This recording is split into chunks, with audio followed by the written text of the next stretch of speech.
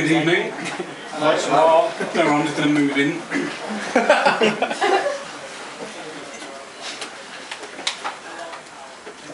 Hi, good evening. My name is Toby Pereira, and I'm the independent candidate tonight. Yes, you've heard from the others. I don't think, to be honest, what their policies are the correct ones.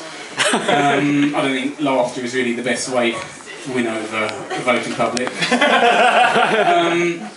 But as you'll all be aware, there's been a general election about 3 weeks ago, and I actually stood as an independent candidate in Braintree. But to be honest, I was wasting my time because I lost to the Conservative James Cleverly, the great man himself.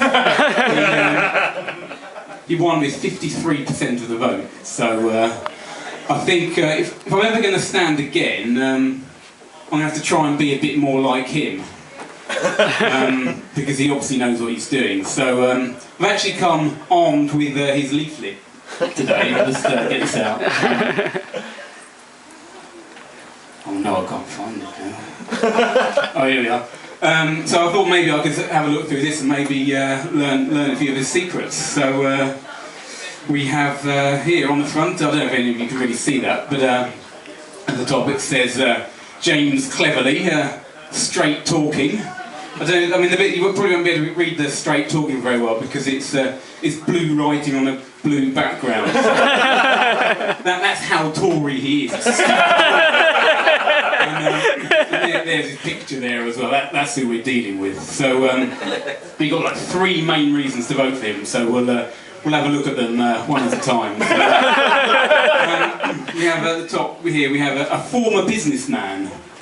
Sounds pretty good. He was a businessman, and he's not a businessman.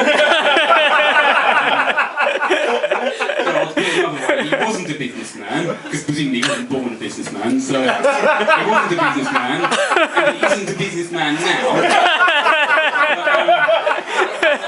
at some point in between he was a businessman. There's more to it than that. Underneath it says, there's a former businessman, it says, who started his own digital publishing company. Wow. Well, it sort of raises more questions than it answers.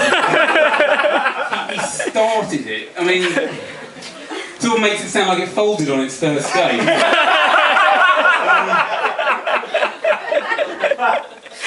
Well, I don't know, I mean, what was I going to say next? Started his own. So I mean, potentially, he came up with the idea to start with a digital publishing company. Within 24 hours, went bankrupt, and that is the #1 reason for the people of Braintree to vote for him. Well, it worked, didn't it? And the second reason says an officer. Well, actually, I can match him on that. Yeah. Don't look so surprised. I was an administrative officer for nearly 10 years at the driver and vehicle licensing committee, the DVLA.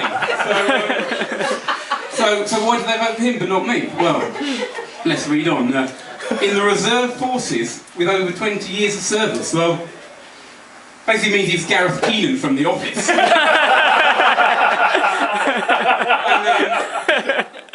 Where I was only at the DVLA as an officer for nearly 10 years, he has over 20 years of service, so no wonder they voted for him. So the third reason, he's married. I think that's quite impressive. He's conservative, and he persuaded a human being to spend the rest of their life with him. Yes, quite impressive. Also underneath it says, with 2 young children and local family. I think that's what did it for the electorate, actually. I mean, he could live in Australia for all they care, but as long as he has family that live nearby, then they're going to vote for him. James Cleverly, I'm related to some people that live near you. Vote for me on the 7th of May. And most of them did. So, there you go. And while he might not live anywhere near Braintree, he has got a whole website devoted to the fact that he has a crush on the place. You won't be able to read it, but at the bottom it says www.cleverly4Braintree. With the number 4. So I think that's clear what that's about. I haven't been to it, but it's obvious what that's for. Right, there's also some good stuff in the inside of the leaflet as well. I mean, obviously the 3 points here are enough, for people to vote for him. But I don't want you to go away thinking that's the only reasons to vote for him. I mean, we've got here, I don't know if you can see that, but there's a picture of him, the laptop that says loading data. And we got James cleverly there with a slightly bemused look on his face. I mean, it's that level of detail that really won them over. It looks like he's been sort of waiting a long time. Perhaps he googled reasons to vote Conservative. And underneath there, in the middle, a bit of light entertainment. We've got a game of Where's Wally? I mean, most of you won't be able to see that, but George will be able to say the guy, with the striped top. Yeah. But actually, the more eagle-eyed of you will notice that the wrong colour stripes. So that's not Wally at all. But that's not who I was talking about. There is a Wally in that picture. James Cleverly, obviously. And then we've got a picture of him here. He's in his school uniform selling poppies. Or maybe he thought they were Labour rosettes and he just nicked them. With the same colour, and he's put one on him for a laugh. He's saying, "I'm Tony Blair." Well, one step at a time, James. You're a smug git, but get a few war crimes under your belt. We'll reassess the situation in a few years. So I think that's enough about James Cleverly, but I'd like to point out though that although I was unable to beat the Tories in the election, and also I was unable to beat the purple Tories, also known as UKIP, and I was also beaten by the red Tories. Don't delude yourself, they are the red Tories. And also lost to the yellow Tories, Liberal Democrats.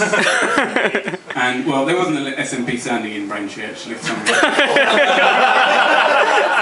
lost to the Green Party. They're not really Tories, but I lost to the Green Party. But I did beat the BNP, so I was pretty pleased with that. And also, the Liberal Democrats only lost their deposit by a handful of votes, so I'm claiming responsibility for their impending financial doom. The pound's going to hopefully send them over the edge. Anyway, that's it from me. I've been Toby Pereira. You've been a great audience. Thank you.